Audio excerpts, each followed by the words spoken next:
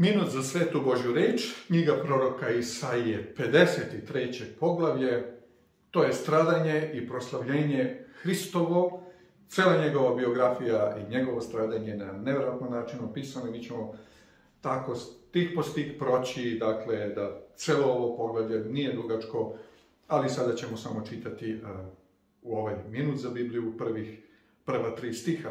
Ko verova propovedanju našemu i kome se otkrila mišica Božja, iznikao je pred njim kao izdanak, kao koren iz suve zemlje, nije imao ni stas, ni lepotu da bismo ga gledali, ni pojavu da bi nam se svideo.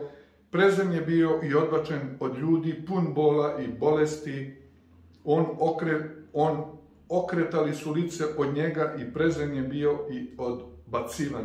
Dakle, reč je o Hristu koji je iznikao kao šibljika, koji nije bio nešto posebno na očima. Rođen je u Betlehemu, rođen je u štalici, odrastao je u Josifovom i Marijinom domu, koji je bio stolar, pravio je stolariju, tesar.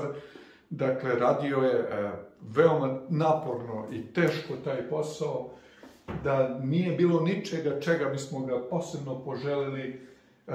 Bolnik i vičan bolesnima, onaj koji je isceljivao bolesne, koji je bio prezren od ljudi. Jednostavno vidim u Nazaretu kada je on čitao u sinagogi i kada kaže ove reči se danas ispunišu u vašim ušima, on čita reči o Mesiji koji treba da dođe, onda su oni uzeli, hteli su da ga bace u provaliju.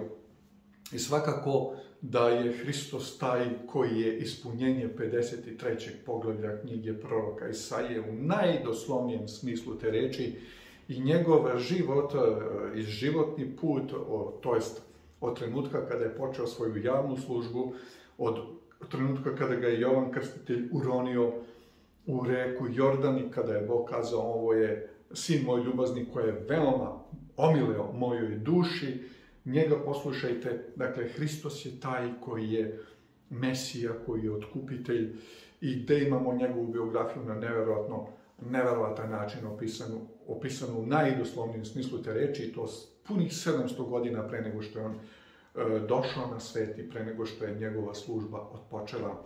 I neka vas Bog sveti blagoslovi da dok čitate Isaju 53. poglavlje, da celu tu sliku plana spasenja i samog Hrista koji je u centru uvijek imate pred svojim očima, jer je sve to zapisano za njega i zbog njega, da bismo razumjeli ko je on i kako nas je iskupio. Bog sveti neka vas čuva i vodi i neka raduje vaša srca kroz istinu o Hristu. Lijep pozdrav!